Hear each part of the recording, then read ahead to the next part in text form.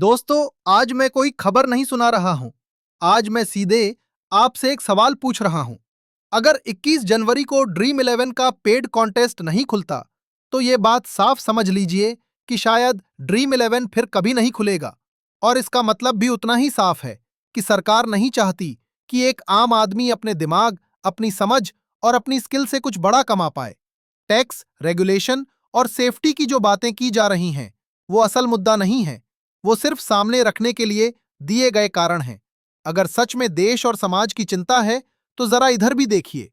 हमारे देश में गली गली सिगरेट खुलेआम बिकती है, गुटखा खुलेआम बिकता है और शराब खुलेआम बिकती है। वहां न कोई बड़ी सख्ती दिखती है, न कोई नैतिक भाषण दिया जाता है। लेकिन क्या उससे परिवार बर्बाद नहीं होते? क्या उससे घर उजड़ते नहीं? आप और मैं दोनों जानते हैं कि शराब की वजह से कितने घर टूटते हैं, कितनी औरतें मार खाती हैं, कितने बच्चे डर और तनाव में बड़े होते हैं, कितने लोग नशे में अपनी जमीन, अपनी बाइक और अपनी जिंदगी की कमाई तक बेच देते हैं। तो मेरा सवाल बहुत सीधा है, क्या इससे देश खराब नहीं होता? क्या इससे समाज बर्बाद नहीं होता? लेकिन जैसे ही कोई आदमी ड्रीम 11 पर 49 रुपए या 100 रुपए लगाता है, अचानक नैतिकता जाग जाती है।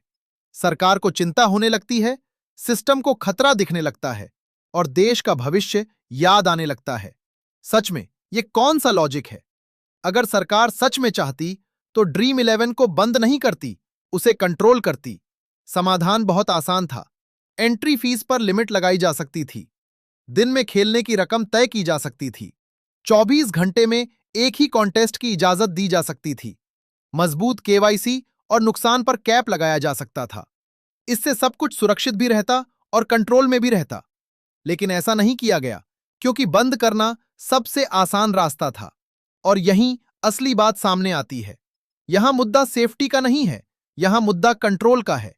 मैं कोई विद्रोह नहीं कर रहा, मैं बस सवाल पूछ रहा हूं। क्या सिगरेट से देश खराब नहीं होता? क्या गुटखे से परिवार नहीं टूटते? क्या शराब से समाज पूरी तरह सुरक्षित हो जाता है?